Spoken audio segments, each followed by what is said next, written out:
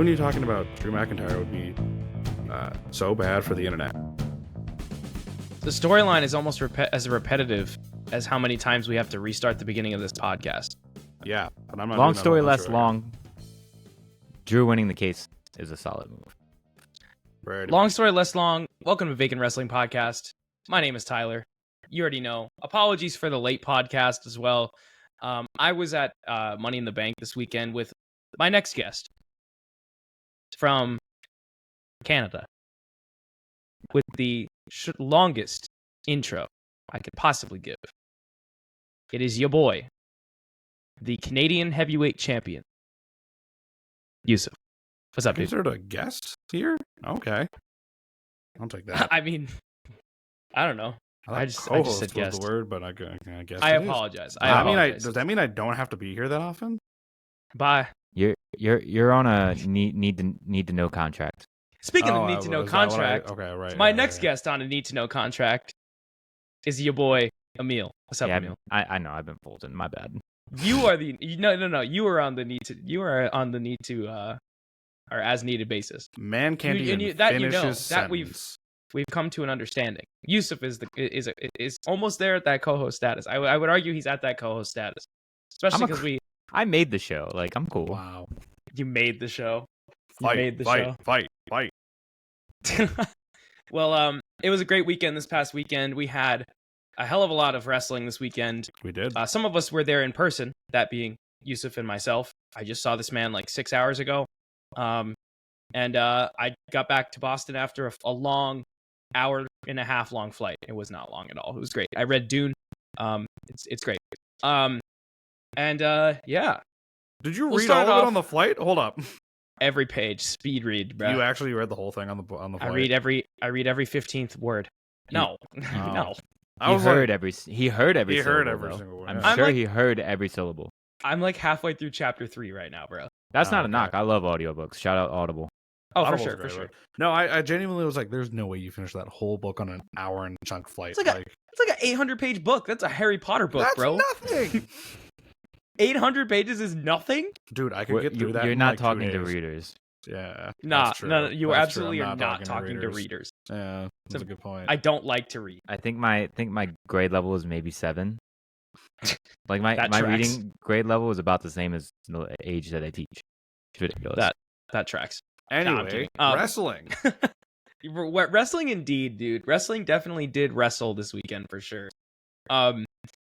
We'll start off. We'll just get back to where we were. All right, shall we? So, after the greatest start you could possibly have, Money in the Bank, men's Money in the Bank match opened the show. A really solid contest from a wrestling standpoint, and from a story standpoint, very polarizing, I would say. Drew McIntyre defeats Carmelo Hayes, Andrade, Chad Gable, Jey Uso, and LA Knight to win the men's Money in the Bank briefcase for this entire calendar year. Let's make that clear. Favorite spot in the match, in my opinion, Andrade did a sunset flip powerbomb over the ladder onto Chad Gable after LA Knight climbs behind Andrade and like pushes him up over it. It was crazy spot. Also the constant yeah and yeet battles between LA Knight and Jey Uso was great. I'm glad they didn't lean into it too much, but they did it a little bit, and that's all I need. They built it a little bit to it on SmackDown, but they didn't include it. They didn't make it too prevalent in the match. In the end, Drew McIntyre climbed up and grabbed the case, and as you can tell, I am so excited to be telling you that. Emil, what'd you think, bro? On a winner basis, I like the winner. Could have had a lot of shenanigans in this. Like, there's a lot of bullshit that could have went on in this match. Like, for real. Everybody's in a story right now, so everybody had a chance to get a run-in on them. So the fact that I think they withheld themselves is pretty interesting. I mean, the winner is what it is in hindsight, but I do like it in the short term. It's like, that's a good move. You want to hate Drew, but Drew keeps calling a shot, and either he does it or he's damn close, or he's cheated. So, you gotta agree with him every time, and you hate that you have to. So I like that for Drew. But he's starting to spiral, and we found that out later in the night. since Yusuf ain't back yet, I'll get to my more analysis portion of it. But I definitely agree with you that like Drew definitely deserves the win. Drew deserves something, but I will say any other person in this match would have been a better choice, in my opinion. Every other person. I think you could have accomplished the exact same goal that they accomplished with Drew being up there at the ladder, reaching for the case, and something happens where Punk costs Drew the case, and somebody else wins it. That way there, you still get the story over. Sorry, I just completely obliterated my microphone. You still get the story over. You still get Drew pissed off at Punk. Punk still gets to prevent Drew from winning a world title. And if anything, he would want to stop Drew from getting the case, period. Logic would tell you. Because then that case obviously leads to a world title. Unless you're Austin Theory for some goddamn reason and you cash in on a U.S. title. But we know Drew ain't going to do that, especially when he called the shot from day one. Carmelo Hayes, and here's the thing. I've had a lot of people counter me in saying that any other person would have been a good choice by saying, well, Carmelo Hayes isn't ready. Andrade isn't ready. Chad Gable isn't ready. We have an entire fucking year for this briefcase. We can play out all of our stories from now until WrestleMania, and we still have 3 months after that to use the case. So that to me is a moot point. That to me is an invalid point. If they wanted to invest the time into one of these people, then they would have. If they were going to do that, they would put Braun Breaker in this match, and they did not do that. So, in my opinion, I think they're going a different direction with Braun Breaker. I think that Braun Breaker is going for that Intercontinental title, probably at SummerSlam. In my opinion, I think he's going to get a rematch, though. That's my only thing. I think they're going to stick that on him. But I think the people in this match are a step above Braun right now. They're on the card, positioned in a similar way. But I think that they've had more experience and more clout to be able to be in that position. I feel that, though. I would be down if they wanted to put the case on Braun. I would have been all for it. So it's not to say I'm against it, but just given what we, with the context of what we were given, I still think that any other person would have been good. Carmelo, it's clear that they have faith in the guy. His first match on SmackDown was against Cody Rhodes. His first match, he was a first round draft pick. And the first thing he did was call a shot at the WWE Undisputed Champion, the guy who beat the longest WWE champion and best in the modern era. So, I don't know, man. I think if they wanted to build somebody else, they could have, but instead they chose the easy way out. But that's me. People are really pissed off also because Jey Uso is he's a big poster boy. He's the top babyface on Raw. He was all over the press and all of the promotional material for the show. And they still decided not to give him the case. And a lot of people are saying that that's kind of a travesty, and I would agree. I think, and they're also saying that Jay just needs a win in general. But yeah, I think they could have accomplished, long story less long, they could have accomplished everything that they did accomplish by not having Drew win the case and having Punk screw Drew in this match, not later on in the world title match. Yusuf, are you back? / if you are, feel free to leave your thoughts on this. Is that a 1? Is that a 1? Huh? That might be a 1. Hi. I thought you said 1 sec. No, that was a thumbs up. Is that what it was? And a thumbs up meaning, for all the promotional shit with Jey Uso on it for the entire weekend, it was like walking around Scotiabank Arena. That's all you would see is just Jey Uso's face on everything. On the gigantic promotional poster that they had outside of MLSE headquarters, which is the ownership of Scotiabank Arena. It's like all the superstars there. Jey Uso's dead center. I was like, this is either foreshadowing he's winning, or this is the biggest red herring I've ever seen. Because it's not like, I think this is like things can be said about like other pay-per-views or PLEs in the past where, the guy's on the front, like someone's on the front cover. And it's like, yeah, they might win, they might not. But he was on like literally everything for this show. And yet the expectations, okay, there's no way, like he's one of the most over guys in the company. You have him on literally everything. chances are he is winning. So for the not exactly a swerve of Drew winning, I think more people are angry that they knew what was going to happen when Drew won. So, yeah. Yeah, I agree with that. In some conversations as well that we've had, I know we've talked about that it made Drew look pretty cool that he was like, I'm gonna get the case, I'm gonna cash in, I'm gonna win the world title. He did 2 out of 3 of those things. He won the title, he won the case, and he went to cash in. He did not win the title because there's a guy that's actively said, I will do everything in my power to stop Drew McIntyre from being a world champion. So what in your right mind makes you think it's smart and safe to announce weeks in advance, or at least a week, I won't say weeks, days in advance, what you're going to do with that briefcase, and give this guy enough time that's coming after you to get to where you're going to be and when you're going to be cashing in the case to stop you? He knows it. He knows damn well this man is stopping him. He stopped him at every single turn. But what I'm more surprised about, though, and we did talk about this since Saturday night, why stop him during the cash-in when he could have just stopped him during the match itself? Right? Like, if Punk's goal, as he has out loud said over and over again, is to make sure that Drew does not succeed, why give him that opportunity? Unless, and this feels like a Punk thing, is it's also just to embarrass Drew. Like, okay, I'll give you the one, but when the actual moment happens, I'm coming for you. Yeah, you gave my answer. Because he's an asshole. Exactly. He's being an asshole. He wants him to get this close. That's the point. That's why he's running in at the last second. That's why he's he's like waiting for his time, right? To really like stick it to Drew. Because I think too is like totally. you look at Punk's history of like attacking Drew.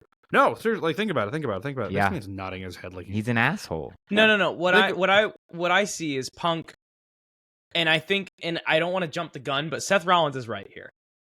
With the way that Punk was written to behave in this, Punk was selfish as fuck. Because, and I'm aware that is what is happening. I'm just saying it because this man came into this company saying that he wants, basically with the notion that he wants the future to rise. He wants people like Carmelo Hayes, like Andrade, like Chad Gable, like Jey Uso, like LA Knight, to be able to get opportunities. So instead, he lets Drew McIntyre win over those guys so he can screw him over later and screw everybody else out of that same opportunity. That just doesn't track with what CM Punk's been saying. Nah, he's not worried about none of them. Part of that too, he's not. Part of that too is like you have to look at the track record of Punk messing with Drew. Okay, so first time, Drew wins the title. Drew wins the title. Hooray! He had his moment. Then he gets in Punk's face, and Punk goes, "Yeah, it would be funny. I know it would be funny." He attacks Drew. Damian cashes in. Right? It's when Drew had the title. The next time, Drew's involved in that number 1 contenders match. What happens? Punk gets involved, and Drew loses a number 1 contenders match. He's that close. I won't let you be that close anymore. You got that close. You got in my face about it. I'm not letting you get that close. Scotland. Drew McIntyre is so close. All he has to do is just pin Damian, and the world title's his, but the ref is down. And another ref slides in. 1, 2.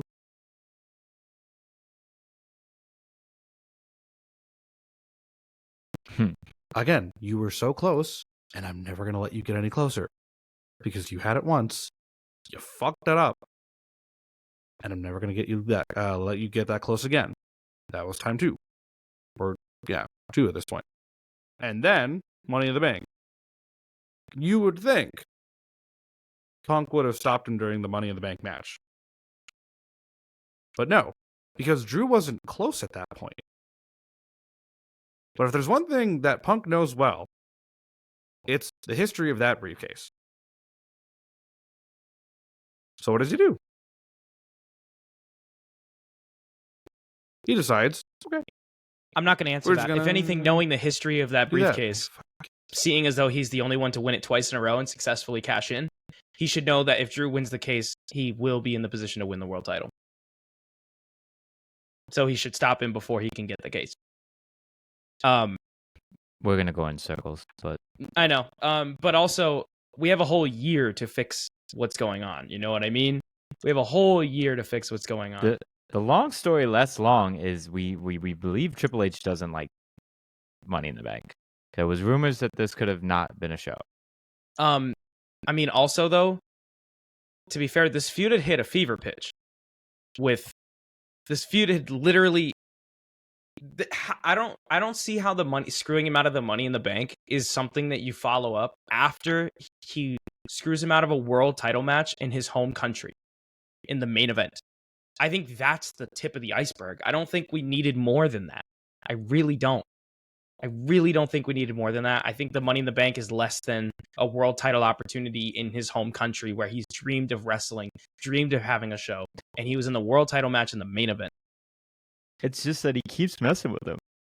It's Well, not yeah. about it's Yeah, it's but- not about like where it is or how big it is or how mad it's going to get him. Yeah, but it is. It's You the said that concept of yourself. You of said the that. fact that he keeps doing it. No. You said that earlier. You said that Drew is spiraling. You said that it's Drew losing control. Drew is spiraling. Drew He's is been right, spiraling more and since- more. Yeah. He's building, but he should have already reached the peak of his spiral at that Clash at the Castle.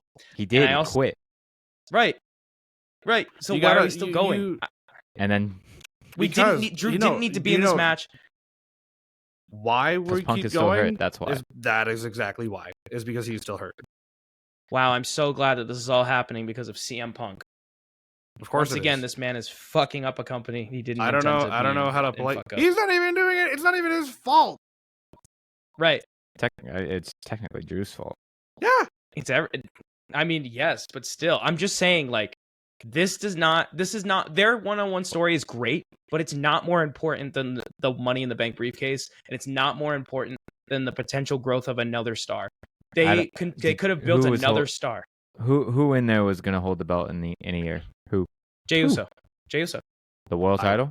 Yep. I don't. Jey think I Uso. don't. Yep. I don't Jey know Uso about that anymore. one. I don't know Okay. about that one, Chief. I'm gonna write it He's- down right Jey- now to check Jey- it in a year. Jey- and if Jey Jey- Uso is not world champion in a year, I will admit it and say you're right. But if Jey- Jey Uso becomes world champion in this next year, I fucking told you so. Jey Uso is the new Sami Zayn. He's the one who's going to lose, but he's the one that you love. All right. So on the topic of Speaking guarantees, then we're gonna write that we're gonna keep that here on the record as a guarantee. On July it's on 9th of wax. 2025, if Jey Uso is not world champion by then, yeah, you can eat your Tim and I can have a good fucking laugh about it. Who Cool. are we getting that title from? Because once Gunther gets his belt, it's over. Oh yeah. Guys, is there not wrestling after WrestleMania 41? Like, what the fuck? Like, let's There think is. past a year here.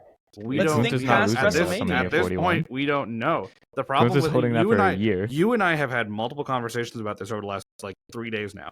As far as long-term booking goes, and I went into this on Saturday night after Money in the Bank. If you think about now, we kind of have a trajectory of where the titles are going, right? But my whole thing with the Money in the Bank briefcase was it's not about the next person, it's about the person after. And we have no fucking idea who that could be in the next 2 months, in the next 3 months, in the next 4 months. Because everything's got to be an 8-month story, so we know At this Gunther's not point, losing yeah. shit for shit. with the money in So- the bank, with the Money in the Bank briefcase. The idea of opportunity changes so much. Jay's beating Gunther? Where? When? No. Here's another thing.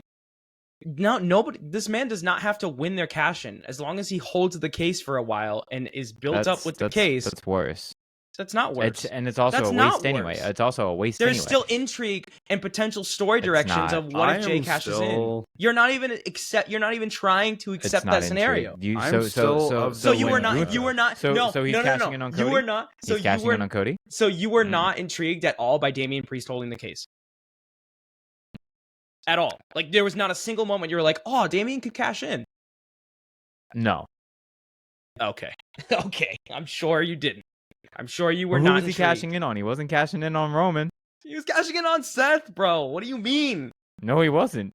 I mean, he didn't, but he was going to. He said he wanted to. He literally said on TV, "I wanted to cash in on you." That's what set up this whole world title. Watch the product, my guy. Watch the product. I know. Not, but let's be realistic. Like, if Seth didn't get hurt and Seth didn't take his eye off the ball, if we want to go the kayfabe route, where he was dealing with everything else in the third, like, valid.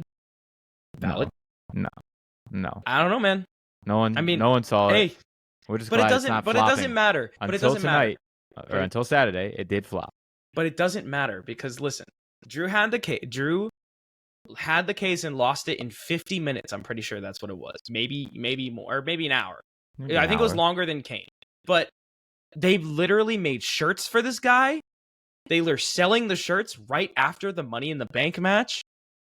And then he cashed in and lost. That is nowhere near as intriguing as holding it for at least a few months, at least making a challenge and cashing in out of nowhere. This man called his shot and said exactly what he was going to do. There was no surprise at all. None. It was so counterintuitive to what Money in the Bank is as a plot device. It absolutely was. I hated it. Also, Drew McIntyre doesn't need the Money in the Bank briefcase to win a world title. He's Drew McIntyre. He can say, "I want that. Give me a match." And boom, he's got a match. But, I mean, that is what he did, and he lost. Yeah, it is because of CM Punk. And then he begged for a rematch, and Adam Pearce said no. So fuck Adam Pearce for that, dude. Look, we're not getting shit until Bad Blood. So listen, I'm just saying, this is all a waste. That's so weird to say. Yeah, I know. That's awesome. Bad Blood was announced, by the way. It's in Atlanta in October, so that's really cool. Kind of want to go. I think we should move from here. I think we all are. We're moving. We should move from here. Let's talk about. Let's move forward. Let's talk about Sammy Hogan, brother. Let me tell you something, dude. Stop. Hold up. It's a joke. It's a joke. I like it. Save it all. Stop. Oh man, this is the next match, dude. This is the next match. So Sami Zayn just lost for at least the last 8 years in a row, and anything important that wasn't that unified tag title match on night 1 of WrestleMania 39. Correct? Can we acquiesce? He also should have held that title. That's not what I'm asking for. All I'm asking is, are we in agreement? Yeah. No, there's quite literally wins on his record. Of importance. He won the Intercontinental title multiple times. Of importance. Intercontinental title is important. But before 2022. Before the Reign of Gunther, that fucking title was a mess. Before 2022. Yeah. Sammy, he literally gave Sammy wasn't taken. I don't care. I'm not doing this with you. So he wasn't taken seriously. That's all. I'm agreeing with you. Here's what I am doing. Here's what we are doing. I'm being clear. Sami Zayn has finally hit his stride as a good babyface. And again, WrestleMania's got to matter, right? Triple H, of course, is playing the long game. So again, if we're going to complain about Sammy Hogan, we're going to have to complain about Cody Hogan. We got to complain about Bailey Hogan, even though she's going to lose in a month. So it's fine. No. We got to you got to be fair. You know what's crazy? You know what's crazy? I'm not complaining. I'm making a joke. No. This is for the trolls. Actually, okay, valid. Okay, fair. Like you got to be fair here because y'all wanted him to win that IC title belt or not? We wanted Gunther to go up, right? So what was the move? We got to give it to somebody who's over. We got to give it to somebody who will make it also important outside of being a good heel and a good character that we like. So from there, right, Sami Zayn is used to build up other people to get them ready for that belt to then move on to the world title. Sammy's not going nowhere in the world title scene. We're not saying that. But what we are saying is that Sammy Hogan isn't real. That's false information. That's lies. You're lying to yourself. Yeah, no, I'm in full agreement with you, actually. Except for one thing, I think Sammy is dropping the title to Braun Breaker at SummerSlam. I think that, and it's a valid observation to say that he does not drop it to Braun Breaker, but I think that first off, it's in line with Sammy's character. Sammy's character has been a world beater when the odds are immensely stacked against him. He ended the Usos tag title reign alongside Kevin Owens, and what I was going to say initially was that he should have held those tag titles. They both should have held the tag titles for longer, and giving them to Judgment Day was a waste. But that being said, they should have held the tag titles for longer. He then went on to end the undefeated streak of Gunther as the Intercontinental Champion. He ended the longest reigning Intercontinental Championship reign in history. And what he did here was he broke another streak because this was Braun Breaker's first pinfall loss on the main roster. Granted, it wasn't super long, but they were making a big deal out of Braun not being beaten by a pinfall because he's gotten DQ'd a couple of times because of stuff he couldn't control. Yeah, I mean, there's not much else to say about the match. It was fine. It was probably like a step above what would be a Raw match on TV. Sammy won clean. That's it. I agree. If you want to be taken seriously as a champion, and if you want championships to mean something, we need to have these champions actually have solid, meaningful wins against meaningful contenders that are built up strong. Otherwise, it's easy to tell Sami Zayn's going to beat Braun Breaker if Braun Breaker is like doing comedy angles or doing generic Vince McMahon booking every week. You know what I mean? It's making the Intercontinental Championship mean something. This title now, to me, is almost up there with the World Heavyweight title at this point in terms of prestige, but definitely a step below because it's not considered a world title. But it's not far off, man. Like it has a lot of meaning, especially after Gunther. And do I think that Sammy's going to have a reign like Gunther after this? No, I don't. I think he's going to probably lose the title within his first year as champion. But he's going to hold it for a minute and he's going to fight against formidable opponents. And a kick to the face, being mad that somebody got beat with one fucking kick to the face. It's called a haluva kick, otherwise known as a hell of a kick. So it's also a finisher. You're getting like protect finishers. Come on, don't be mad. Don't be mad. Unless you're Cody, it takes 3 to beat anybody. Yeah. Because as Roman said, that move sucks. You said? Hi. What up? Your fellow Canadian. Hello. Yeah, he is my fellow Canadian. That's right. I was on the side of Sammy losing. I get the whole. It was fucking dumb because Tyler's like, "Oh, you want the hometown guy to lose?" Okay. Number one, again, he's not from Toronto. Number two, this felt like the right time for him to drop it. I know he had he beat Gunther and everything, and ending the literal god killer reign that was, and they're all the momentum in the world. But honestly, here's kind of my thinking. I didn't get a lot of time to explain it this weekend, but I do now. Think about it on Braun Breaker's perspective, or in the perspective of Braun Breaker. You show up, you're starting off in the main roster, right? And you were kind of already a monster in NXT. You're kind of running shop, running house, killing everything, shifting the ring because you were just way too fast. What kind of momentum is it for you to be the guy that kills the God Killer? Because it's one thing to be the God Killer. What happens when you're the guy that takes out the God Killer? And Sammy's got that on his resume twice. He's got that with the Usos. He's got that with Gunther.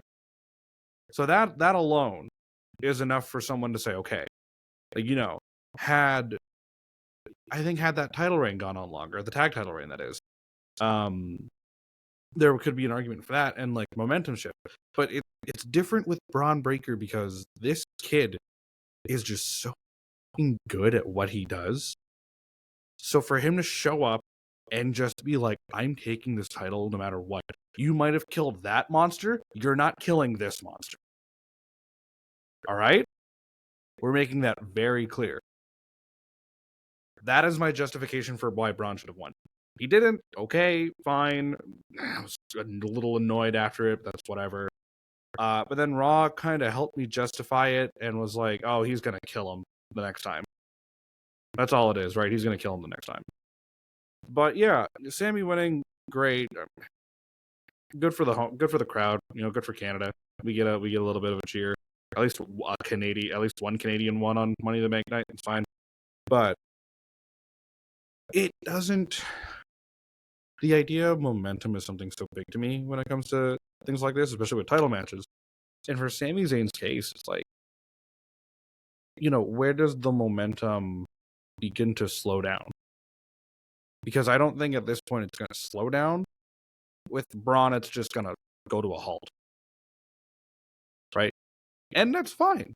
Because I'd rather it go to a halt so that you can stop Sammy's momentum at whatever it is. And then when he loses the title to Braun, it doesn't go down, doesn't go up. It just sort of stops there, it plateaus. When he gets back and goes for whatever else he chooses to after this feud is over and after he drops the IC title, he still has that Sami Zayn, momentum to him. Like, yeah, he got killed by a different monster. That's fine. He can use that to his advantage of I didn't know how to beat that monster initially. But he ended up, yes, I know he ended up doing that on Saturday night. But I think moving forward it becomes, well, you didn't get all of that monster. So, I think another thing too is I think Sami actually is going up to that world title scene. Once Gunther wins the title, because with Damian, right?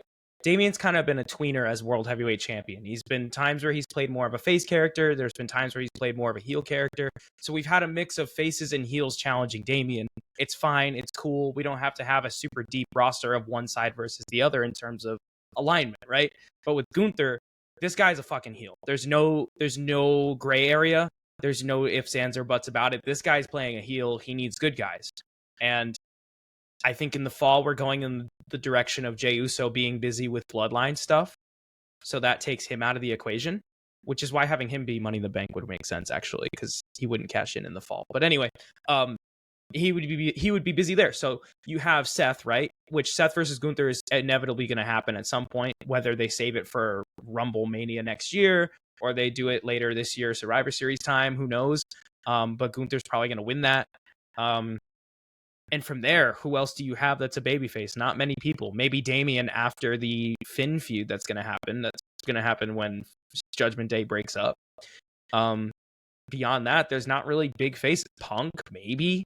Honestly, Gunther versus Punk doesn't intrigue me as much as the others, but I'm sure it's going to be a match that they run. I'm not saying they won't, and I'm not saying it's not going to be good. But it just personally for me, I'm not particularly interested.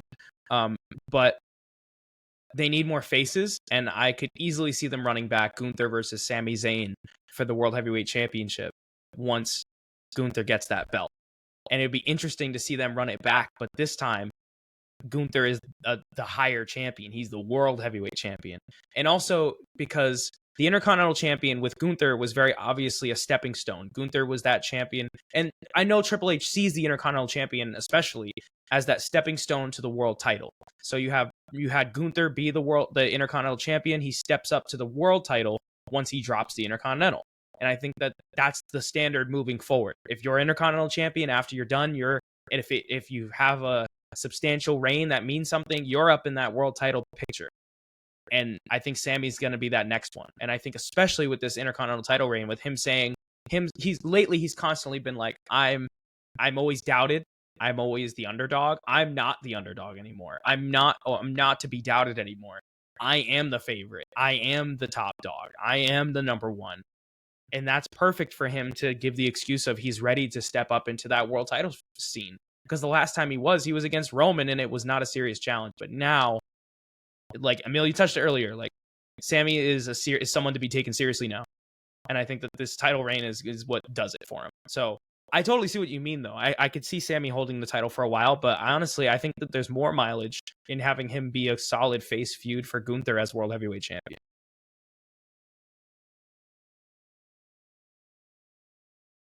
Fucking A. Yeah, I don't know.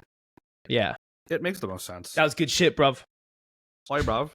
Good shit. Yeah, man. And Braun and Braun will get a good rub from beating Sammy in the future, I think. And honestly, I don't. And from Braun, you could even give it to Sheamus after Braun, the Intercontinental title, that is. Because I'm a big proponent of Sheamus deserves that title at some point before he retires. But That's again, cool. I'm not trying to get too far in the weeds with it, but him and Cena. That's the thing is, and Cena. No, honestly, yeah, I'm down for Cena to be IC champ. I'm down for John Boy. Oh, Cena versus I'm down for Baker John would Boy. be hilarious. So Quick I little intermission. Okay. We sorry. That was an awkward silence. At this point in the show, or maybe a little bit later in the show, but we're gonna take the intermission now. Their intermission was pulling out John Cena from whatever movie set he was on to show up in Canada. He did. And wave to the crowd and come out in the Final Time Is Now shirt. And I just wanted, tell me the raw reactions of seeing that shirt. Yeah. Oh, the raw reaction of seeing that shirt. First off, I was in the bathroom. He was. Oh. So he No. so the Yeah. match before that, or Trish Stratus came out, and Tyler goes, "Okay, this might be a good time for me to go to the bathroom," because it was like all we knew was she was just gonna cut a promo since she was hosting the show. Because So, you had the Fightful scoops. You thought Yusuf had going to the bathroom during Trish was a good idea? guys. I know, Yusuf right? How dare you? had Fightful Select scoops on his phone, and all it said was Trish. All it said was Trish Stratus promo. What else am I gonna do with that information? I don't know. You I knew thought there it was was going gonna to be. be I something. thought it was. Respect the I didn't. queen? I thought it was just gonna be some kind of Excuse waste. me? That is the queen. The Queen How of Canada. That's Queen of crazy. Canada. Yeah. I don't one know, of the dog. I just legitimately I one of wanted the to most see the respected matches I athletes in paid this to see. country. You know, All right. not the So Trish then, Stratus Yusuf, promo. how did you Okay, feel? When you so- noticed the shirt? When you really noticed the shirt? So Cena runs. So Trish brings out Cena. Cena runs out, and a friend of ours, and I start looking a little closer, and we go, "What does that shirt say?" And then we realized what it says, and I go, "Oh no, I think this is it." I genuinely was like, "Okay, I don't know what he's gonna say, but we got to get ready." Right now, this is coming from Chris Van Vliet did an interview with Jonathan Felix Anthony Cena a while ago, not that long ago, but and asking him, so when's retirement? I think everyone's been asking Cena the same question, and Cena said, "Well, not sure, but by the time he's 50, he's done."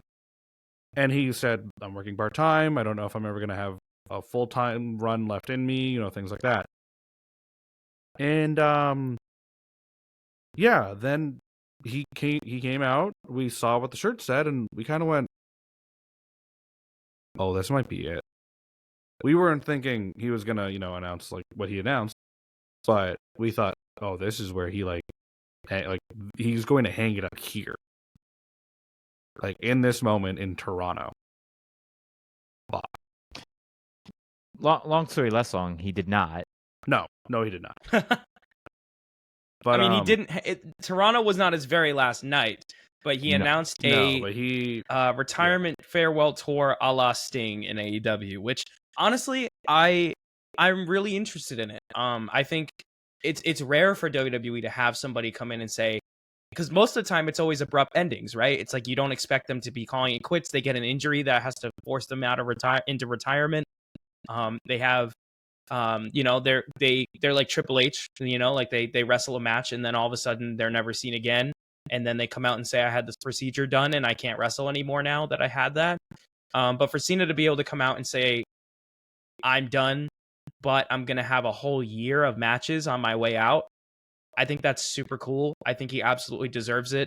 I think that it's really, Triple H was singing the praises of John Cena. And honestly, like, you can tell that it's a big deal and it's going to be a big deal. And it's absolutely warranted that this man gets a full year retirement tour because he can also still wrestle pretty damn well. Is he amazing? No, but he never was an amazing wrestler, but he can get good matches out of him if you have a solid person to dance with. AJ Styles being one of them. I'd love to see Styles run back.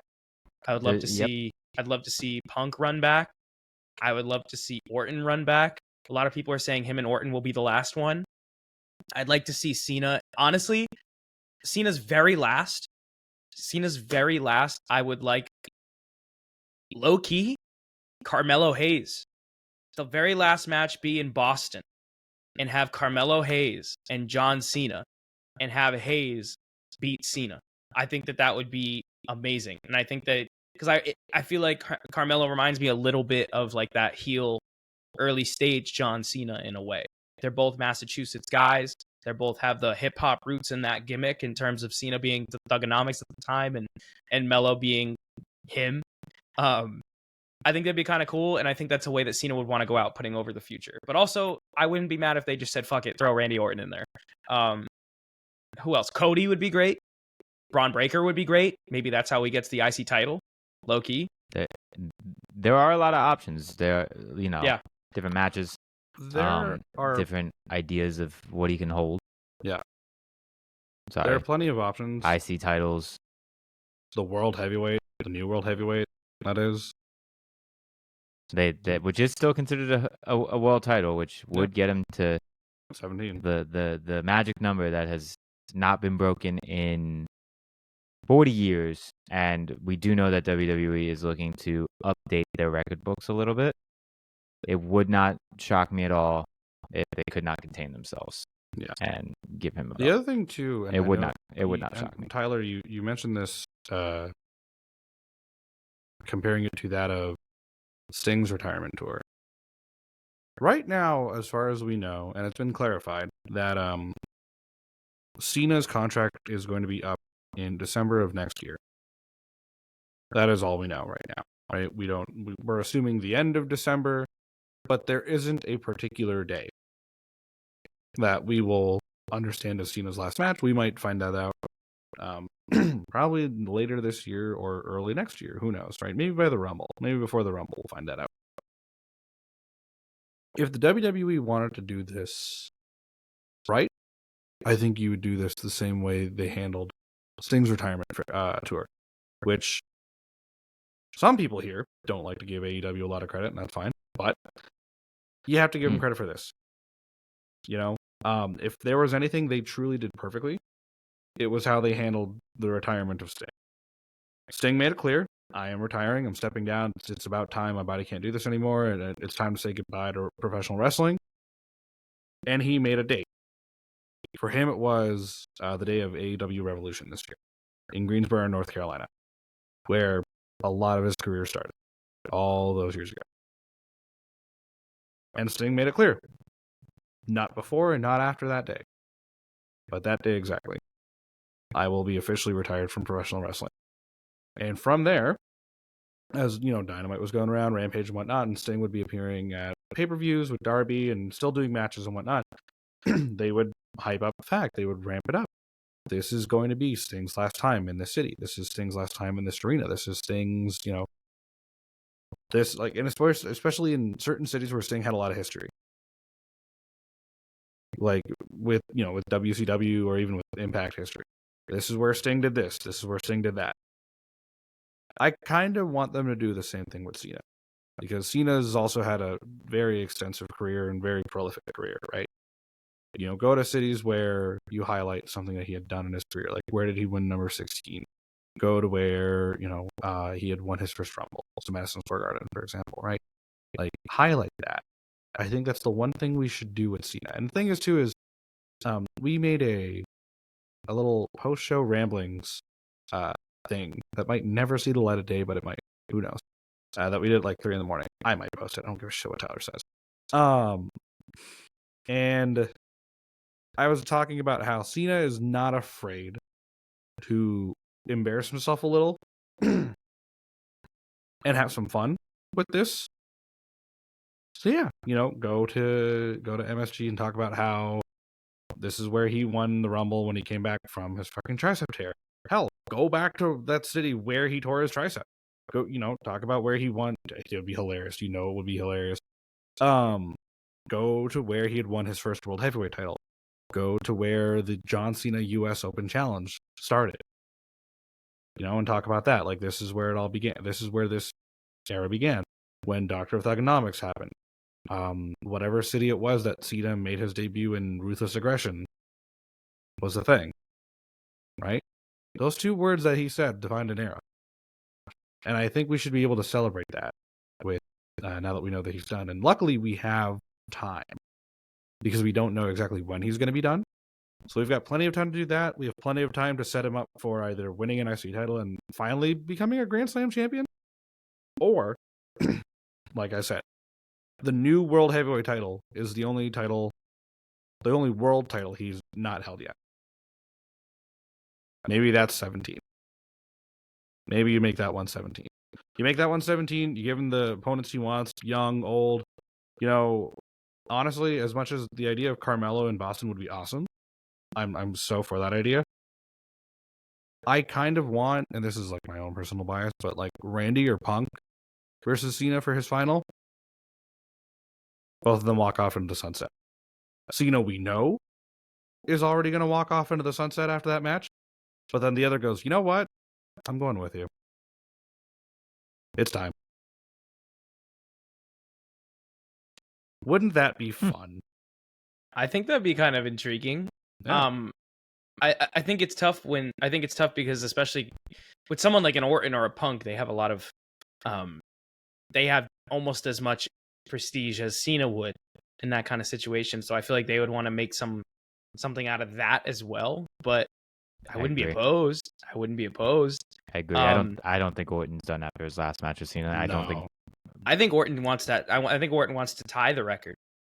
Orton is he's going. Orton's he's going for it. Yeah. Orton needs to tie the record, in my opinion. And honestly, there have been people saying that Orton should beat Cody and then go on and face Cena next year for it. I don't know how I feel about it personally. I don't know if I like that. I don't know if I honestly, I don't want Cena going for, or maybe not going for is the word, but I don't want him winning any world title. Honestly, I'm skeptical about him winning a title, period, in this next year. But it depends on what they do. It depends on what's going on at the moment. But right now, with the way the landscape is looking, where things are going, I personally think that having Cena interrupt some certain stories and directions that I think they're going in would be a little. It'd leave a bad taste in my mouth, I think. But yeah. Speaking of world titles, indeed. Okay. I'll bring this one in.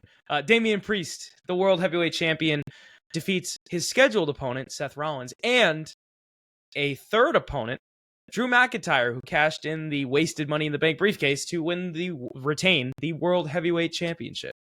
First off, Seth was wrestling here like it was 2015, dude. He was wrestling like it was fucking 2015, doing dives and flips, and we were like, Jesus. When we're watching this in person, we're like, whoa, someone Seth. had to save it. We're like, whoa, Seth, what are you doing? Seth, don't hurt yourself again. Relax. But damn, Seth was wrestling. Seth was on his A game. He was on point, tip top shape. You love to see it. He was there to prove something that night. All right, let's talk about it. What a fucking disaster. Everything from the missed music cue, Damian not kicking out, everybody looking confused. And then of course into the story debacle with wasting Money in the Bank. I personally don't hate it, don't love it, but I understand why the rest of the world hates it. I got you. Cool. But here's the real kicker and the best part of this whole thing. We got a cable choke spot. Yeah, we did. And I was like, wow, is he okay? He's fired. Yeah. HR? Make like Bryan Danielson and you're fired. Because we have precedent. We can do that. But yeah, so basically to clarify what happened there, that disaster of a spot, Seth Rollins goes to pin Damian Priest. The ref counts 1, 2, and then we in the arena couldn't see. So we in the arena, from where Yusuf and I were like, oh my God, 3, Seth won. And then nothing happened from there. And then it felt really awkward.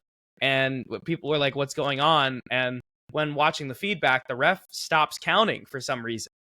Nothing was going on. There was no shenanigans at that moment, of course. There was no shoulder up. There was no rope spot. Nothing. I would 1, like to 2. I would like to interject something. If you look behind the ref on the feed, you see all the lights come on. Yeah. Mm-hmm. Like somebody's coming out. Yeah. But nobody was coming out. No music got hit. Nobody was running. I thought the lights would have been like Seth won, so they were bringing the lights up. So when Seth hit the Falcon Arrow. I'm so intrigued for this point. Oh. Seth hits the Falcon Arrow, and everyone's losing their minds that he's going for the pin. Here, you hear the 1. You hear the ref's hand hit the mat for 2. This is partly why, and Tyler and our my buddies know this because obviously sitting around me. When that hit 3, I kind of had my jaw open a little bit and was like, what? Because I didn't hear that hand hit 3. All I just heard was 3. I never heard that hand hit 3. Crazy? Because then the lights hit, and I'm like, did he win? I'm like, why isn't Samantha Irvin saying anything? Why is it? There was an awkward silence. I'm like, this is weird. Okay. And then Drew cashed in. It was palpable. And I'm like, Yeah, and then Drew cashes in, and Deafening, like, some might even say. right. Yeah, exactly. Actually, it was kind of definitely, like, it was off-putting.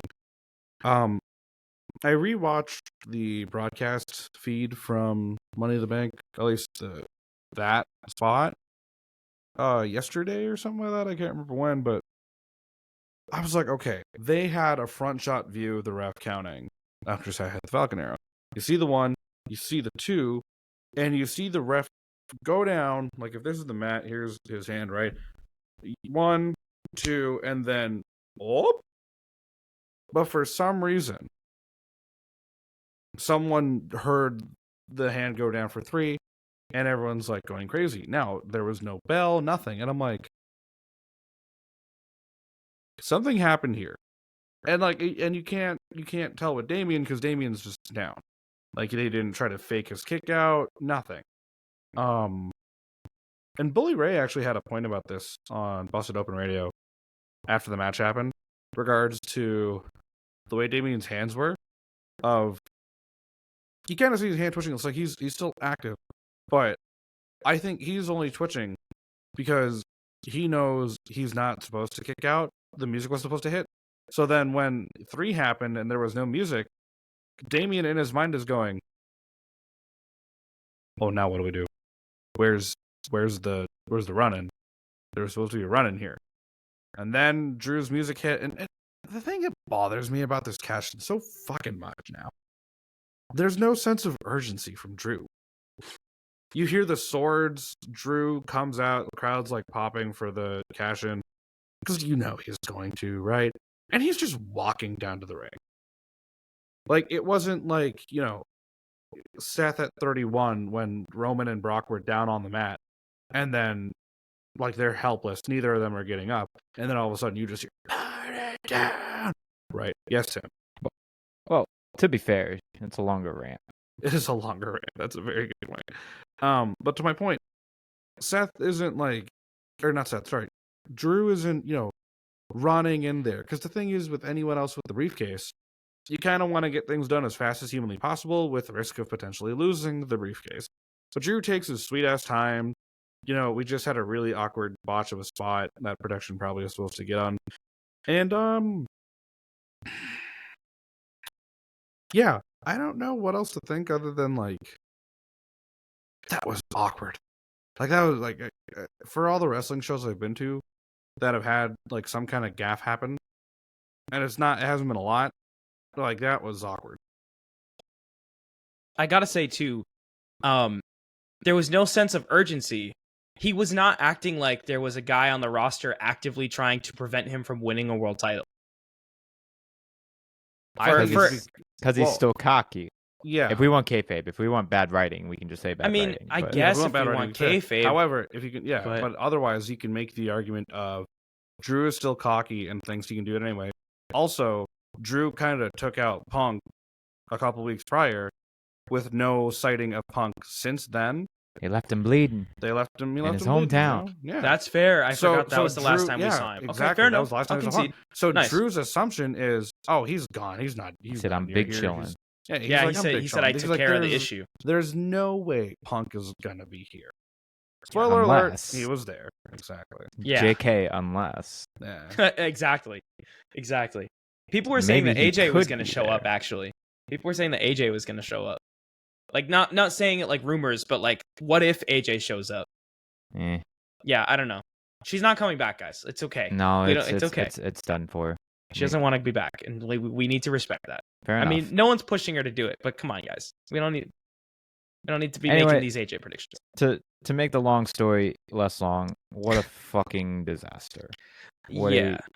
And Damien was, everybody involved was visibly pissed. Everybody looks so mad. Seth is mad. Seth is always mad, though, Damien's so I kind of don't care.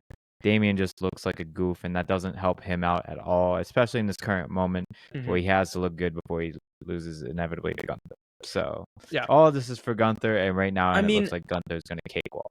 I mean, another thing that we talked about as well, Yusuf and I did, was Damien still hasn't had a convincing, clean title defense yet. And if they want to treat Priest as this serious champion, they needed him to win this clean. in my opinion. They needed him to. In my opinion, it's been too long and it is now too late. And Damian, he has gained an aura from the belt, but it's not as much as if he beat Jey Uso clean, if he beat Drew McIntyre clean, if he beat Seth Rollins clean. And another thing too is yes. If the pin didn't botch, would this be less of an irritation? No. At the way that you look at. Okay. Because all the shenanigans still would have happened. From what I understand, at least from how I see it, the spot was supposed to be ref goes 1, 2, shikin Drew sword. You know, we were also hoping, by the way, sidebar, that he was going to have the sword so we could take a picture and send it to you, because we know you love Drew's sword. On a side note, the sword is the dumbest thing ever. It is. It really, really is. You're not going to behead somebody. But it's a gift not from Game of Thrones. It's a gift from a paragon of virtue. Who? What's his name? Yeah, what's his name? Say his name. What beacon of shining positivity? What paragon of virtue? What paragon of virtue would have said that? I watch that segment about once a week. Yeah, it's a great segment. But anyway, if we wanted Damian, the wrestling community as a whole has wanted Damian Priest to have a solid, clean championship victory. And if we want that, then we need to keep that energy here, because we know he's going to lose this belt to Gunther at SummerSlam. So this was the time to give him a clean win. And they didn't do that. And you know what else? They're ruining the Punk Drew story right now, in my opinion. They're ruining it because now Seth's involved. This didn't need Seth at all. This did not need Seth at all.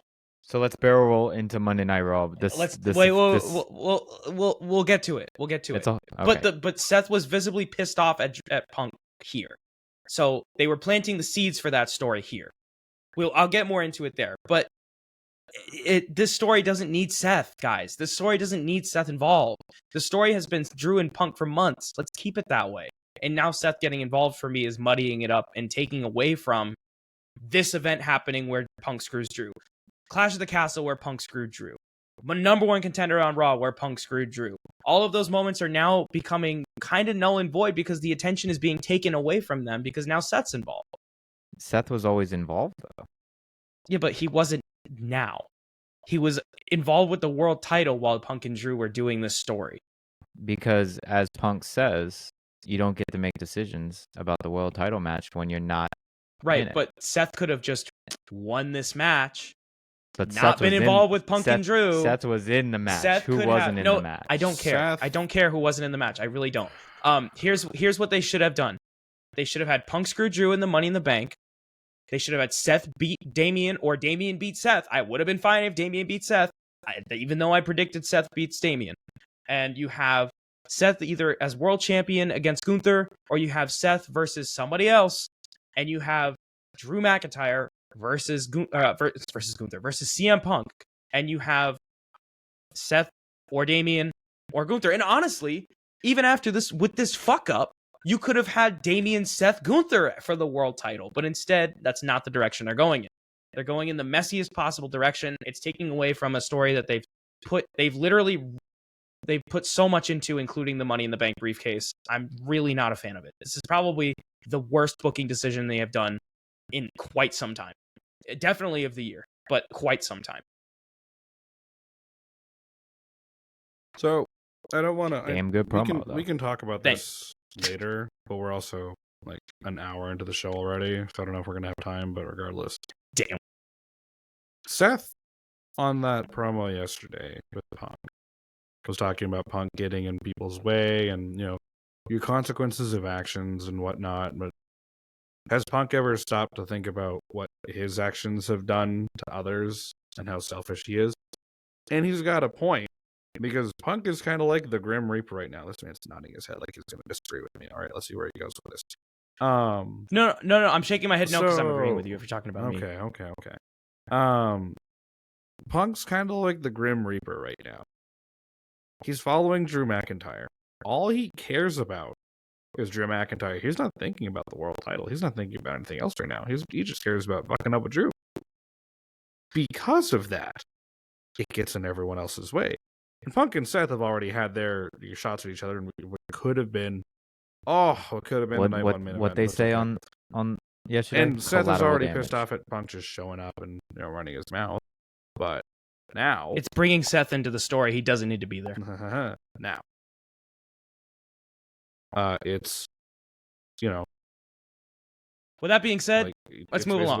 We got the women's Money in the Bank ladder match as Tiffany Stratton defeats Naomi, Chelsea Green. Sorry, I had to do it. Io Sky, Lyra Valkyria, and Zoe Stark to win the women's Money in the Bank briefcase in the match of the night. Hands down, cooked. Absolute car crash This from start to fucking finish. Cooked. So Yeah. this is one of the matches I actually watched. This is something that I got to see all in full. I got to hear all of the noises. I got to feel so uncomfortable. I loved it. I couldn't ask for anything more from a bunch of people willing to fall through ladders for my entertainment. Great. The obvious choice went over. I'm not mad at it. Can't get frustrated at that. Spots were crazy, dude. Zoe Stark, just when you think she's handing it out, she gets the biggest receipt of her fucking life. Like, dropped on her neck on top of a ladder. And fucking Io Sky looks like she's in, like, a fucking anime. Like, just, like, insane. Naomi took a great bump. Pretty much everybody died. I'd be impressed if these women could walk. Following that up, I will say Triple H went on the post-show press conference and announced that there were no injuries from Money in the Bank, which is pretty crazy. All things considered. It's a little sad that it's a little sad that we have. It's a little sad that we have to say that out loud. Yeah. Okay. Especially. I mean, I understand the car crash of it all. Like, it's Money in the Bank. If any, but the amount of injuries that they've had, it's a little sad that they've had to go on a press conference and be like, hey, but nobody died tonight. Yeah. So that's yeah. Don't love that for them. I don't want to spend too much on it on my own talking time, so I'll just say this. Zoe Stark proved the doubters wrong going into this. There were a lot of people saying she didn't deserve to be in this match. Myself included, I still think that Dakota Kai would have cooked in this match, but Zoe Stark showed out, and hopefully they do more with her character moving forward. And they did on Raw, because I know we're not going to talk about it on Raw in the Raw portion of the show. Zoe Stark, Shayna Baszler, Sonya Deville started a new faction on Raw, and it's going to kick ass because they're all ass kickers. So believe in the Shield. I'm dead. So it's going to happen. Chelsea Green could have won this match as well. She was like very close second for me, but she didn't, and that's okay. I think everyone in this match is someone that could easily just say, hey, champion, I want a match. Okay. And it'll be fine. So Tiffany with the case will be just as good as Chelsea with the case, and I'm happy. Everyone in this match would have deserved the case, in my opinion. You really couldn't have gone wrong. And I just got to say real quick, too, as a general note, let's keep the 6-man Money in the Banks moving forward, because there's always some people in the match where you're like, huh? But like keeping it at 6 makes it so you can kind of weed them out a little bit and have a stacked lineup. So I'm all about it.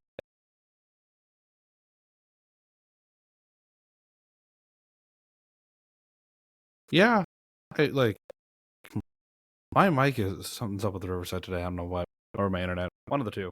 Anyway, right. Putting it on Tiffany is the right move. God, it would have been so good if it was on Chelsea Green. God damn it. That's okay.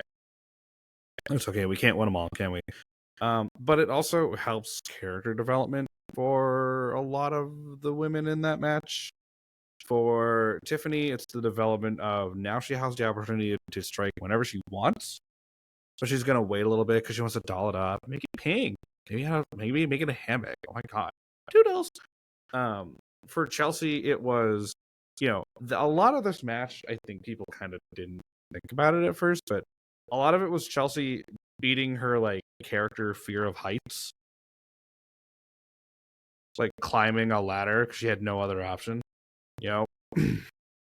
Doing whatnot. Also, the tease of Matt Cardona as well, because she was like, I don't have to climb the ladder to get the case. And then there were reports that Matt Cardona was going to be there. Yeah, but I think the tease was more for like Piper Niven getting involved than Cardona. So, like, it just coincidentally, that news came like the day of the show. or like a little bit before the show that Cardona was there, but I didn't think he was going to get involved regardless. That was too much of a stretch. For Naomi, just helping put people over. She had some good spots here and there, right? Sort of show that like more aggressive side of Naomi. Like she wants another shot at the women's title. It's been a while. For fucking Zoe Stark in EO. It's just like, hey, how many people can we kill? Well, let's find out. Okay. And it was just a murder spree from EO. Like that Michinoku driver spot into a ladder with Zoe was just breathtaking for me. I was like, that is one of the gnarliest things I've ever seen. Zoe taking every little bit of abuse from a ladder.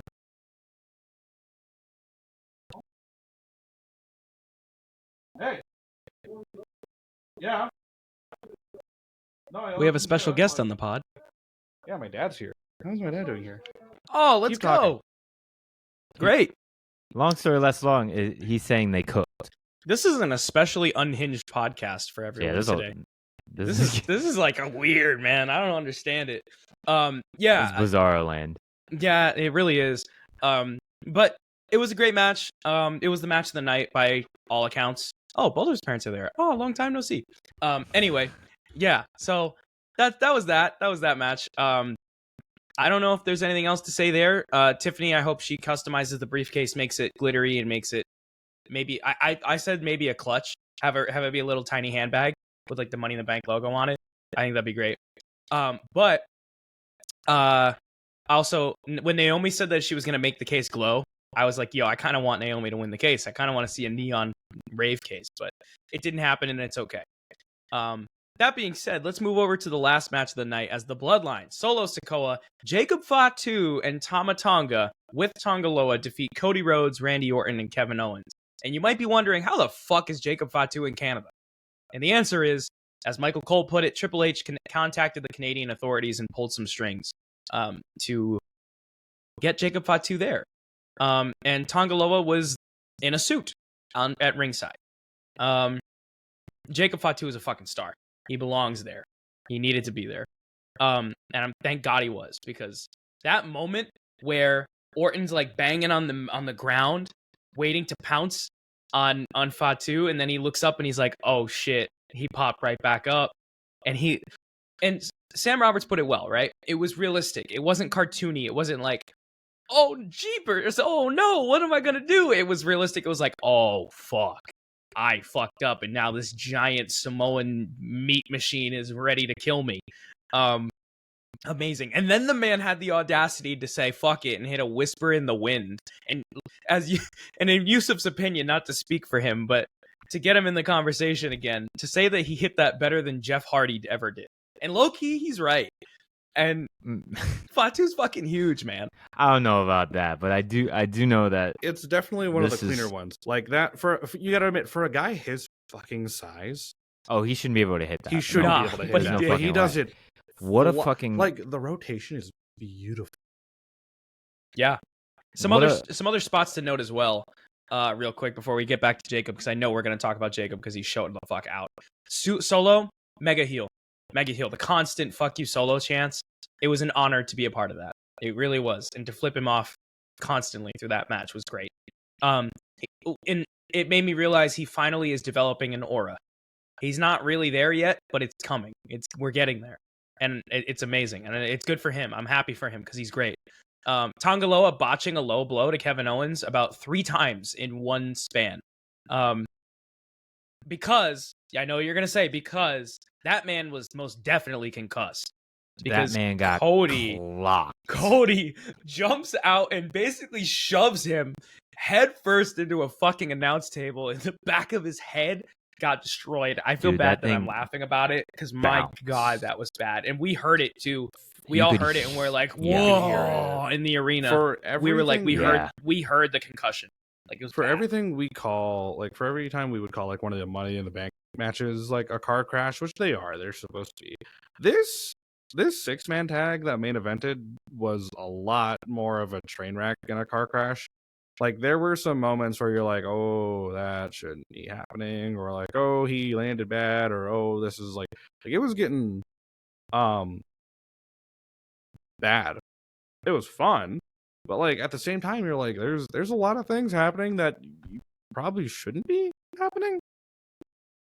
You know? So yeah, like the thing is with the 6-man tag. I was telling a friend of mine this earlier. Like that heat for Solo is getting bigger and bigger, which I'm really happy about. It gives me a reason to not like him even more than I already don't like him. But like the aura of Solo is getting there, and that's great. But they're gonna need to do something soon, because how much more of just Solo can we get, right? Like it's not so much Solo more than it is like the whole bloodline right now. Like we have our reasons to not like any of them, and it's just I don't know. Like I'll be honest, when that match finished and they were like making their way back and they were at the ramp and they were throwing up the ones and everything, I just same problem. I was like, I am bored of Solo again. He just had like some of the biggest heat he's had already, and I'm just like, there's nothing about this afterwards that felt menacing to me, of him like taking an opportunity to like really keep that whole aggressive bloodline thing going. It's like they won, congratulations, fuck Bob's your fucking uncle, and then that was it. And I'm like, is something else gonna happen? No? Okay, I guess we're done here. So See you what Friday. he's saying is he's upset because Roman was not in Basically. attendance, just like I said. Yeah, we all kind of figured. I think that Solo has to work. I think Solo has to work double time because he's in the shadow of Roman Reigns, and it's really easy. It's really I know, but that's the thing. It's really easy to compare him with Roman, but although he might be trying to cosplay Roman Reigns, we need to recognize that he's not Roman. No. And that's the point of the story, and that's what makes him such a dickhead. It's not going to be Roman. It's a different thing. And I personally enjoy it. It was part of me was like, oh, like there were some moments where I was like, first off, the fact that this match main evented the show had me like Roman showing up. It had me that way, because why the hell was this main eventing? It was a 6-man tag at the main event of a Money in the Bank pay-per-view. If anything, I could have I would have swapped this match with the world title match in terms of placement on this card. And honestly, thank God that didn't happen though, because that ref botch would have been really bad if it ended the show. But if that botch didn't happen and on paper, I would have probably swapped this match with the world title match. And I think also this was done because of KO, because I know he's been really struggling with his mom in the hospital, and I think they wanted to do something nice for him and give him a main event match. And at the same time, it puts over the Bloodline as a main event act. And with star power like Cody Rhodes and Randy Orton and Kevin Owens, you got to have their main event names. So I get it, but I don't. I get it, but I think that there was a better choice. But thank God they didn't go for the better choice, because the better choice fucked up. But yeah, I think we need to set the. I think we need to acknowledge, no pun intended, that this is not Roman, and it's a different bloodline. It's a new generation of bloodline, and whereas Roman was already at the top, these guys are still having to prove themselves, even though it's the same name. I think we would be treating this faction differently if they were not called the Bloodline, personally. If they were not acting and trying to act the exact same way as the Bloodline. But from the moment on SmackDown beforehand where Solo was like, I'm the tribal chief now. If I win this title, Roman's got to take it off of me now. I was like, yo, this guy's a fucking dick. This is great. From that moment, I was like, I'm in. So let's see where it goes. But for right now, they're on the right path with Solo. I'm about it. And I'm excited for SummerSlam, because Solo Sikoa pinned Cody Rhodes, not only for a 1-2-3, not only for a slow bumped ref 1-2-3, but the slow 1-2-3 with like a 5 to 10 second delay, because they had to pick the ref up and get him in the ring after Solo had Cody pinned. That's like 5 times in a row that Solo pinned Cody. That's a big deal, guys. I know it's a big deal as it is that Solo pinned Cody for 1-2-3, but there was a lot more time than that 1-2-3 of a regular pinfall here. And I think we need to acknowledge that too. I guess. So for me, this thing fucking cooked, as they've kind of said. Some other spots that made me think, that kind of made me pop, that wasn't kind of already said. I love just like the KO bloodline lore. KO's always there, just kind of like, well, I guess I'm fighting you again. It's starting to be like Orton too in that same boat. So there is like, I kind of like the lore of it all. KO is always kind of there, and he always kind of is like a thorn in his side. It's like having, I'm trying to like think of a superhero example. Yeah, well, fuck it. Y'all really kept up them fuck you solo chants. Oh yeah, really. Fuck that guy, dude. Y'all went for it. I'm reading some of my notes. KO is a fucking menace for taking those Umaga spots the way they did. Dude broke his goddamn neck. Bro, KO was brutalized by these dudes for so long. He was dying. I like Cody hiding behind the Prime bottle, or Corey hide behind the Prime bottle. I thought that was maybe my announcer moment of the night. The official's dead is a hilarious call. That was Michael. A great call. He sounded so serious. He's like, "Oh my god, the official's dead," and it's supposed to be like this big serious moment. And because it's pro wrestling, you know that the official is not dead, so it's just extra funny. Right? Like they're just kind of poking fun at certain tropes in such a way where it makes you okay with the trope. I feel like everybody at home probably heard that and went, "You know what? I'm not even mad anymore." I feel like they kind of wanted that to be almost a parody of Bloodline matches. Like they know full well that Bloodline matches have ref bumps, and for them to do it not once but twice and then say the ref is dead, it's just like I liked it. It's like we're having fun at the same time we're being super serious. We can't, always hate. And like, and the fact that Solo pinned Cody for that long almost justified the fact that the ref was a ref bump. You know what I mean? Because like there was a ref bump, but Cody was pinned for a solid 10 seconds as opposed to 3. Yeah. And I mean, as we know, Cody is down for the sell. Yep. Cody's always down for the sell. Cody is truly a company man. So I like, yeah. Solo gets the win for the Bloodline. I think everything they needed to do here was done. That was sort of find cracks in the baby faces and exploit those things. Have the Bloodline run and wreak havoc, shit like that. And Solo get the pin. That was the end game, right? That was the important thing. Solo gets the pin because it makes a statement, right? The other thing too, as I clear my throat and clear my voice, and I was talking to Tyler and I have talked about this a bit here and there, but truly the greatest thing about that, how great did Jacob Fatu look? Oh, his first actual match. That's the story of the match. It is the story of the match. Like his first fucking match in the company. He's main eventing a PLE. His first spot he takes is Orton's rope hang DDT, like a signature Randy Orton classic, basically. And then like that moment where he just decides, oh, okay, I'm just gonna start wrecking shop now. He starts super kicking everyone. He starts splashing everyone. He hits a freaking whisper in the wind. Like the idea of making Jacob Fatu that enforcer character, or that like this version of the enforcer, more or less, in the Bloodline. He's just a scarier, more athletic Solo, or like he takes the enforcer role to a different level than what Solo did. For Solo, it was just like kind of textbook enforcer. You show up, you beat people up, you leave. Jacob's like, okay, but what if I flipped? And they were like, excuse me? And he goes, what if I did a flip? What if we use that to beat people up? Okay, go ahead. Perfect. Perfectly done. It gives the Bloodline that much more to strike fear in the hearts of the main roster. And kind of for Cody moving forward, now that Cody, probably just sets up SummerSlam where it's going to be Solo versus Code Word for the title.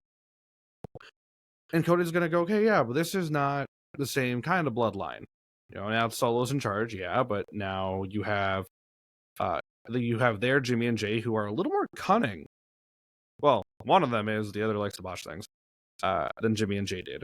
And then you have their new enforcer, their new Solo Sikoa, who is just a scarier, more active enforcer. He could come out of anywhere. Yeah, Solo does the whole, like, he had a hoodie, like, Solo got Cody by surprise at 39, lest we all forget, for the finish. With Jacob Fatu, he doesn't need to be wearing a hood. The dude could just jump from somewhere. Like, there's so much more to be weary of with this new bloodline. And that is, I think, exactly what the six-man tag did, and I'm glad they did it. Now, moving forward, let's see how that goes. Absolutely. Let's see where that goes. And that was how Money in the Bank wrapped up with the bloodline standing tall after the show. There was a little moment with KO. Not getting too much into it. He's going through some shit. He basically was just saying thanks everybody for sticking with him, and I can't believe he made it through this weekend. But respect to him for making it through the weekend with everything going on in his personal life. Just some quick hits here with Raw. I know we talked about Seth Rollins, CM Punk. In my opinion, the promo didn't accomplish too much, and I know that there are people that here that love the promo, and the promo was good from a actual like entertainment standpoint. It entertained, but it didn't do much for the story. It felt like, in my opinion. Yeah, it wasn't helping Punk look like a big face in all this, and if we're supposed to root for Punk in this feud against Drew, Seth really isn't doing a good job of putting that fact over. Hold on. Well, I got one more point. I'm also not sure why we're having Seth get into the story, because we're taking the focus off of Punk Drew, and that should be the focus. Sorry, I missed my cue. I was too early. Oh, okay. Unlike better than too late with the production playing Drew's music. At least I wasn't too late, production guy. So hold on, stop. Say that again. So Punk's not being the what? Face. Neither of them are faces. Yeah, Drew is a heel. Neither of them are faces. Neither of them are faces. We're cheering for Punk. Let's start acquiescing to that right now. None of these three individuals are faces. If it's a one-on-one feud, that's not. If it's a one-on-one feud, which it should be, and Drew is a heel, then Punk needs to be cheered. But if Seth is out here telling Punk that he's not a good guy, then Punk's not gonna get cheered. So somebody on YouTube had a great comment, and I don't know who it was, but shout out to that person. Said that this is like two vigilantes kind of fucking with each other. So think like Iron Man and Captain America. They're both kind of being assholes to each other. Yeah. For whatever their insecurities are, right? Like, think of Avengers 1, right? They're not really friends yet. They're kind of dicks. Yep. Captain America doesn't think Iron Man's going to lay down his shield. Lol, pun intended. All puns intended. Yep. So that's kind of the point, right? Punk's not meant to be a face. I think actually this is supposed to be like the kind of... I think there's a big turn happening. There's a lot of people talking about a double turn. You're starting to feel bad for Drew. Maybe not. I don't know. Punk's being so aggressive. Punk's a bully right now. Yeah. Punk's throwing weight around. Yeah. He's showing up when he wants. He's doing what he wants. He's not getting consequences for it. And in the same promo talking about consequences, here comes Seth Rollins to talk about consequences. Because like I was saying earlier, Seth was collateral damage, and Seth recognizes that he was collateral damage in that. The difference between Damian, who's not going after Punk, going after Punk, even though he was also collateral damage in that. Like that could have fucked up his vibe very easily. Seth is doing something about it, right? So that's I don't see it as a bad thing for Seth to insert himself. Does it make it messy? Absolutely. But the whole thing is messy. Everyone's hurt. They're all two of them, or one of them still hurt, right? So like all of it's messy. That's kind of the glory. It's kind of the beauty. That's kind of what CM Punk does. If CM Punk isn't anything, he's messy. I don't like messy, and I'm able to say I don't like it messy. So go back to 2019 then. No. So tell me you didn't like the Rock turning into the final boss, because all that was messy. I did, but I'm okay. It's messy. Okay if I want Punk versus Drew. I want Punk versus Drew. We know. Right. Everybody the reason why no, let me talk. The reason why I wanted Punk to go final boss is because I wanted Cody to be against Roman. I don't Meanwhile, I want wanted Seth. The Rock to go final boss. Sorry, I don't want I wanted The Rock to go. Yeah, I wanted The Rock to go final boss because I wanted Cody to face Roman, and that got us there. That was a byproduct. No, it got us Cody versus Roman. Period. It doesn't matter. I wanted Punk versus Drew 1-on-1, especially if now we're sacrificing major plot devices like the Money in the Bank briefcase and like Drew's big. It takes the attention away. I don't want Seth in this, dude. So that I understand, right? From a viewer consumer standpoint, yes, that's why we don't like it, right? But if you look at the storyline of it all, why shouldn't he be mad? Yeah. Right? That's real life. You basically just said it's okay. How do you feel? How would you feel if let's say you're you're a 10-year-old and you're on the playground, right? And you're ready to go. You're about to go fight somebody, right? Everybody knows that.